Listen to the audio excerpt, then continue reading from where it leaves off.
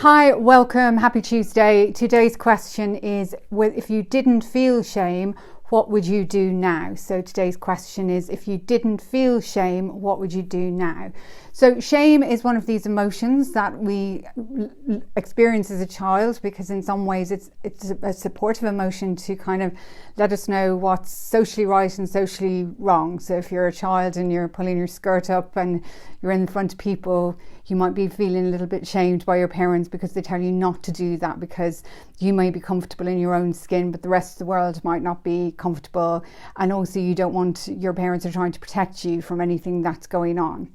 But then there's the other side of shame, which is when we are shamed into not believing that our true voice, the true person that we are, is okay, that our ideas are not met with the enthusiasm that we feel about them. So if we come out of our head and kind of settle into who we are and what we are, and we know the truth of what makes us feel good and lights us up, and if we experience in an environment, whether that would be in a family environment, a community environment, or society, where there is a shaming that is not possible for you, or that is not something you can do, and that might not be because that parent doesn't, or that individual or that society doesn't love it. It might be a projection of their own doubts of themselves, their own shame.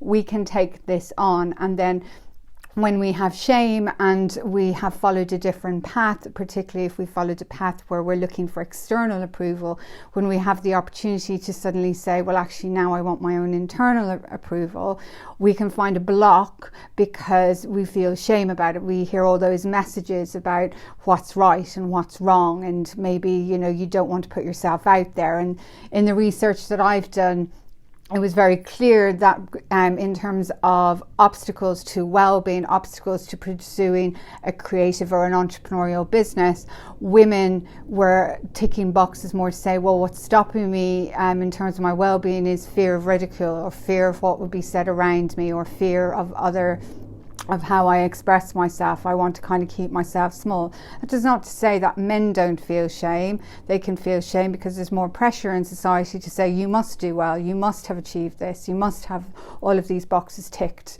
And that can be shaming as well. What it's looking to do is to find your optimal self-expression. It's a challenge, and it's not an easy challenge because it can happen on an individual, a community, or a societal level. And the challenge is to find that part of ourself that we want to consciously express, that is the truth of who we are, and that we can overcome the shame, that we can move through that, and also start to surround ourselves with individuals and people who are going to support our vision. And that can be really challenging because, and on a personal level, I've found it hugely challenging. I've had opportunities where, the world is my oyster, and then I have found myself going back to fix things because I find it uncomfortable sometimes to just take on my own lesson of just pause, just look at the position that you are in. I'm not sharing anything that I don't do myself. This is all work for me as well. It's all insightful about, maybe that's what's holding me back. That's where I felt, being an entrepreneur wasn't really what a girl should be doing. It wasn't really quite welcomed when I would come home with entrepreneurial ideas. But learning to recognize that wasn't my way, that wasn't my truth. But then how do I move on? How do I create that stable base of support around me so that I can move through with my own self-expression and start to find where I'm coming from, an integral and honest place. And being integral and honest does not mean we don't make mistakes or we don't say the right thing or we can upset other people. Being integral and honest is that we're engaging, or a person is engaging with that, being consciously aware that they're not setting out to disrupt other people. They are setting out to find the truth of who they are and to find that self-expression, particularly if you're a creative and entrepreneurial woman. I've seen this many times in the individuals that I've researched and I've discussed about their business, coming back to this idea that we have to take from externally what we should be doing with our business as the truth, that there is other experts out there and that our vision for where we're going isn't the right vision. There may be people out there we want support from, we want experience from. For example, like I get help with IT stuff because I'm useless at it. But there's other stuff where I just feel in my heart, well, actually, no, there's a different calling for me. There's a different way that I want to do my work. There's a different audience I want to support. And there's an underlying support that for my business and for what I want to do is like I want to create something that's just slightly different, that comes from what I'm being called to do, that it just feels right, that when I move in that direction it opens up. And I don't always know the step-by-step plan, because that's what a lot of people are waiting for, particularly individuals I've worked with, particularly myself sometimes, waiting for somebody else to tell me what to do so that I can feel okay about what I'm doing, instead of sometimes putting on my big girl boots and going, you know what, I'm just going to do that because it feels right for me. And I'm coming from that place where it feels right, I've thought about it, I'm looking at what's going on around me, and I'm consciously making that decision to move forward because I'm taking that wider perspective, whether that's in my personal or my business life. And that can relate as much to female entrepreneurs as to male entrepreneurs or individuals. So it's about building our faith and courage muscle to take a step in a direction that is going to be your direction. Life is meant to flow forward. It's not meant to flow backwards. It's meant to flow forward in terms of moving forward with new ideas, so that everything can start to regenerate and move forward in a way that is going to be in alignment with your true self. So with that is acknowledging sometimes that, you know, when we fail to express our true self, we can end up, or individuals can end up with illness. You know, I believe in this. I believe what we suppress, our body will express in some way at some time, and that's not for everybody. But because sometimes it's genetic, sometimes it's the family line. But when we have energy or emotion that's been stacked up, or we pull back from our true calling, then there can be consequences to that in time, in terms of not following our hearts, not opening up to the truth of who we are.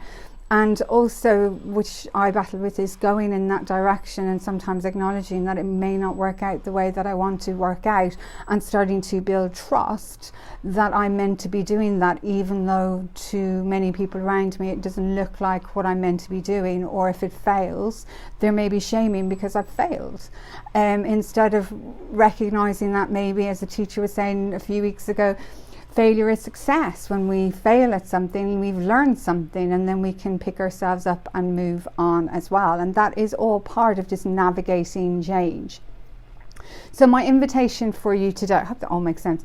My invitation for you today is reflect on what are you being called to do? What is your unique gift and talent? At whatever age you are, at whatever time in life we are at, we all have something to offer. And what is that? And what kind of steps are you being called to take?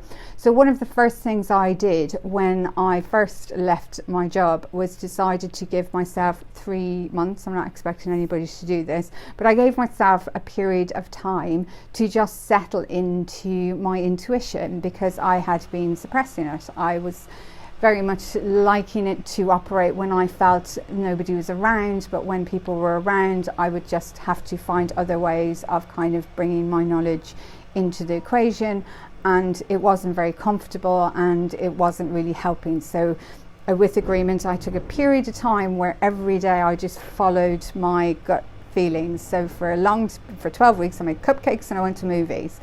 But it was about just following that step, tapping in and saying, does this feel right? And then bringing that into the perspective of, what is the next step do I take?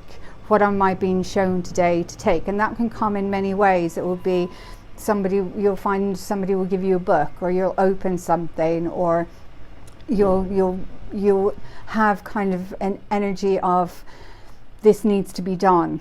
And then it's about building in the strength. When you kind of make up the task that's being asked, then it's a case of stepping back and saying, am I going to just happily go, yeah, I'm happy to do this? Or is this going to be a step where I have to step over a bit of shame because it reminds me of something that happened in the past that has held me back from doing that now? And that is where your power comes. That's where your courage comes, by stepping your toe in and saying, well, I'll just make that little bit step towards that, and then step back, and then keep doing it until you move through, so that you can see that what happened in the past was an exercise maybe to help you move forward, so that you could really clearly overcome that challenge at this time and move in the direction that makes you feel good. We are all meant to feel good, and this is about building faith and trust in yourself. And I am very much on this journey as much as anybody else, in terms of doing that, and particularly about expressing ourselves to the wider world, and starting to build a group of people who are going to support you in that. So that is my message for today. Remember, the first person one leads is oneself, mind, body and spirit. So Granuaile is a bespoke training and mentoring company, and I'm Viv Bannigan, who is the founder of the company.